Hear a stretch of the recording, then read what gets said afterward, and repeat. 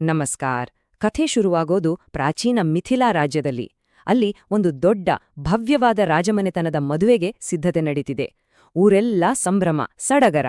ಆದ್ರೆ ಈ ಎಲ್ಲಾ ಸಿದ್ಧತೆಗಳ ಮಧ್ಯೆ ಕೇವಲ ಒಂದು ನೋಟ, ಹೌದು, ಒಂದೇ ಒಂದು ನೋಟ 2 ಹಣೆಬರಹಗಳನ್ನೇ ಬದಲಿಸಲಿದೆ ಅಂತ ಯಾರಿಗೂ ಗೊತ್ತಿರ್ಲಿಲ್ಲ. ಬನ್ನಿ, ಆ ಅದ್ಭುತ ಕಥೆಯೊಳಗೆ ಹೋಗೋಣ. ಮದುವೆಗೆ ಅಂತ ಅತಿಥಿಗಳು ಬರ್ತಿದ್ದಾರೆ. ಅವರಲ್ಲಿ ಋಷಿ ವಿಶ್ವಾಮಿತ್ರರು, ಜೊತೆಗೆ ಅವರ ಶಿಷ್ಯರಾದ ರಾಮ ಮತ್ತೆ ಲಕ್ಷ್ಮಣ ಕೂಡ ಮಿಥಿಲೆಗೆ ಬಂದಿದ್ದಾರೆ.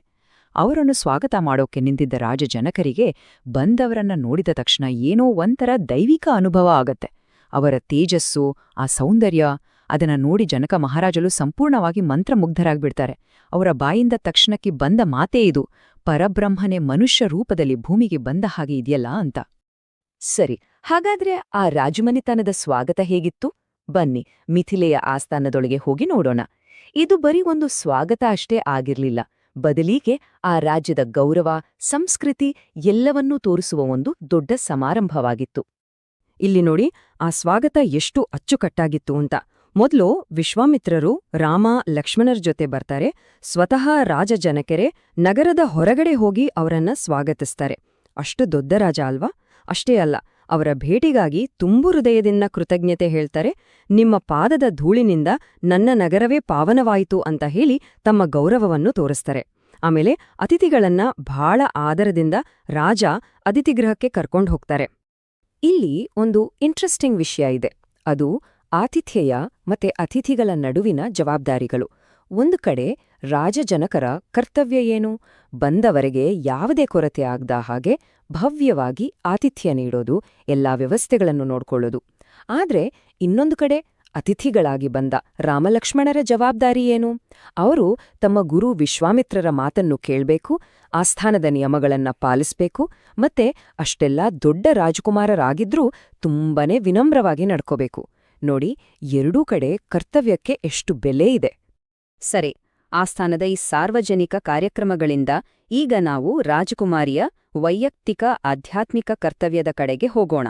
ಇದು ಮದುವೆಗೂ ಮುನ್ನ ಅವಳು ಮಾಡಬೇಕಾದ ಒಂದು ಬಹಳ ಮುಖ್ಯವಾದ, ಪವಿತ್ರವಾದ ವಿಧಿ. ಅದೇ ಗೌರಿ ಪೂಜೆ. ಹಾಗಂದ್ರೆ ಏನೋ?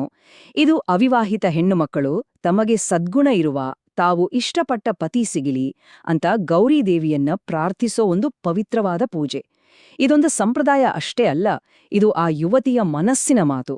ತನ್ನ ಭವಿಷ್ಯದ ಸಂಗಾತಿ ಹೀಗಿರ್ಬೇಕು ಅಂತ ದೇವಿಯ ಹತ್ರ ನೇರವಾಗಿ ಕೇಳ್ಕೊಳ್ಳೋ ಒಂದು ವೈಯಕ್ತಿಕ ಮತ್ತು ಆಧ್ಯಾತ್ಮಿಕವಾದ ಆಚರಣೆ. ಈ ಪೂಜೆ ಮಾಡೋದು ಹೇಗೆ? ಮೊದಲಿಗೆ ದೇವಿಯ ದೇವಸ್ಥಾನಕ್ಕೆ ಹೋಗ್ಬೇಕು. ಆಮೇಲೆ ಪೂಜೆಗಾಗಿ ತಾವೇ ಕೈಯಾರೆ ತಾಜಾ ಹೂಗಳನ್ನ ಆರಿಸ್ಬೇಕು. ಆ ಹೂವು, ಧೂಪ, ದೀಪ ಎಲ್ಲವನ್ನೂ ದೇವಿಗೆ ಅರ್ಪಿಸಿ ಕೊನೆಗೆ ದೇವಿಯ ಪಾದಗಳ ಮೇಲೆ ಮನಸ್ಸನ್ನಿಟ್ಟು ತನ್ಗೆ ಯೋಗ್ಯವಾದ ಪತಿ ಸಿಗ್ಲಿ ಅಂತ ಪ್ರಾರ್ಥನೆ ಮಾಡ್ಕೋಬೇಕು. ಪ್ರತಿಯೊಂದು ಹಂತದಲ್ಲೂ ಭಕ್ತಿ ತುಂಬಿರುತ್ತೆ. ಇಲ್ಲಿ ಇನ್ನೊಂದು ಮುಖ್ಯವಾದ ವಿಷಯ ಇದೆ. ಈ ಪೂಜೆಯನ್ನ ಮದುವೆ ಆಗೋ ಹುಡುಗಿ ಒಬ್ಳೇ ಮಾಡ್ಬೇಕು, ಅಂದ್ರೆ ರಾಜಕುಮಾರಿಯೇ ಖುದ್ದಾಗಿ ಮಾಡ್ಬೇಕು. ರಾಣಿ ಆದಿಯಾಗಿ ಬೇರೆ ಯಾರೂ ಇದರಲ್ಲಿ ಭಾಗವಹಿಸೋ ಹಾಗಿಲ್ಲ. ಯಾಕಂದ್ರೆ ಇದು ಅವರ ವೈಯಕ್ತಿಕ ಆಶೀರ್ವಾದಕ್ಕಾಗಿ ಮಾಡುವ ಖಾಸಗಿ ಪೂಜೆ. ಅವಳಿಗೂ ದೇವರಿಗೂ ಇರುವ ನೇರ ಸಂಭಾಷಣೆ ಇದು. ಸರಿ, ಈಗ ಕಥೆಯ ಅತ್ಯಂತ ನಿರ್ಣಾಯಕ ಘಟ್ಟಕ್ಕೆ ಬಂದಿದ್ದೇವೆ. ಕರ್ತವ್ಯ ಮತ್ತೆ ಭಕ್ತಿ, ಈ 2 ಬೇರೆ ಬೇರೆ ಜಗತ್ತುಗಳು ಈಗ ಒಂದೇ ಕಡೆ ಸೇರ್ಲಿವೆ. ಅದೆಲ್ಲಿ? ಉದ್ಯಾನವನದಲ್ಲಿ. ಒಂದು ಕ್ಷಣ ಯೋಚನೆ ಮಾಡಿ. ಒಂದು ಕಡೆ ರಾಜಸಭೆಯ ಗದ್ದಲ, ವೈಭವ, ಜವಾಬ್ದಾರಿಗಳು. ಇನ್ನೊಂದು ಕಡೆ ಹೂವಿನ ತೋಟದ ನಿಶ್ಶಬ್ದ, ಪ್ರಶಾಂತ ವಾತಾವರಣ. ಆ ವೈಭವದ ಅರಮನೆಯಿಂದ ಈ ಪ್ರಶಾಂತವಾದ ಉದ್ಯಾನವನಕ್ಕೆ ಕತೆ ಹೇಗೆ ತಿರುವು ಪಡೆಯುತ್ತೆ ಅನ್ನೋದೇ ಇಲ್ಲಿನ ವಿಶೇಷ. ಹಾಗಾದ್ರೆ ಅವರಿಬ್ರೂ ಅಲ್ಲಿ ಯಾಕೆ ಭೇಟಿಯಾಗ್ತಾರೆ? ನೋಡಿ, ಇಲ್ಲೇ ಇರೋದು ವಿಧಿಯಾಟ. ರಾಜ್ಕುಮಾರಿ ಸೀತೆ ತನ್ನ ಗೌರಿ ಪೂಜೆಗಾಗಿ ಹೂವು ಕೀಳೋಕೆ ಬರ್ತಾಳೆ. ಅದೇ ಸಮಯಕ್ಕೆ ರಾಜ್ಕುಮಾರ ರಾಮ ತನ್ನ ಗುರುವಿನ ಪೂಜೆಗಾಗಿ ಹೂವು ಹುಡುಕೊಂಡ್ ಬರ್ತಾನೆ. ಇಬ್ಬರ ಉದ್ದೇಶವೂ ಒಂದೇ: ಪೂಜೆಗಾಗಿ ಹೂವುಗಳು. ಈ ಹೂವುಗಳು ಕೇವಲ ಅಲಂಕಾರದ ವಸ್ತುಗಳಲ್ಲ, ಅವು ಭಕ್ತಿಯ ಸಂಕೇತ. ಇಲ್ಲಿ ವಿಧಿ ಅವರಿಬ್ಬರನ್ನೂ ಒಂದೆಡೆ ಸೇರಿಸುತ್ತೆ. ಹಾಗೇ ಸೀತೆ ತನ್ನ ಸಖಿಯರ ಜೊತೆ ಉದ್ಯಾನದಲ್ಲಿ ಹೂವು ಕೀಳ್ತಿರ್ಬೇಕಾರೆ ಅಲ್ಲಿ ರಾಮನನ್ನ ನೋಡ್ತಾರೆ. ಸೀತೆಯ ಸಖಿಯರಿಗೆ ಅವನನ್ನ ನೋಡಿ ಆಶ್ಚರ್ಯ. ಅಬ್ಬಾ, ಎಂಥ ಸೌಂದರ್ಯ ಅಂತ. ಅವರಲ್ಲೊಬ್ಬಳು ಹೇಳ್ತಾಳೆ, 3 ಲೋಕಗಳ ಸೌಂದರ್ಯವನ್ನೆಲ್ಲ ಒಟ್ಟುಗೂಡಿಸಿ ಒಬ್ಬನೇ ವ್ಯಕ್ತಿಯಲ್ಲಿ ಇಟ್ಟ ಹಾಗೆಯೇ ಅಂತ. ಅಂದ್ರೆ ಆ ಭೇಟಿಯ ಕ್ಷಣಕ್ಕೆ ಒಂದ್ರೀತಿ ವೇದಿಕೆ ಸಿದ್ಧವಾದ ಹಾಗೆ. ಮತ್ತು ಆ ಕ್ಷಣ ಬಂದೇ ಬಿಡುತ್ತೆ. ಗಾಢವಾದ ಮೌನ. ರಾಮ ಮತ್ತು ಸೀತೆ ಇಬ್ರು ಮೊದಲ ಬಾರಿಗೆ ಒಬ್ರನ್ನೊಬ್ರು ನೋಡ್ತಾರೆ. ಅಲ್ಲಿ ಮಾತುಗಳೇ ಇಲ್ಲ, ಕೇವಲ ನೋಟ ಅಷ್ಟೆ. ಆದ್ರೆ ಆ ಒಂದು ನೋಟದಲ್ಲೇ ಇಬ್ಬರ ಮನಸ್ಸುಗಳು ಒಂದಾಗುತ್ತೆ. ಇದು ಶಬ್ದಗಳಿಲ್ಲದೆ ಕೇವಲ ಭಾವನೆಗಳಿಂದಲೇ ನಡೆದ ಒಂದು ಅದ್ಭುತ ಸಂವಾದ.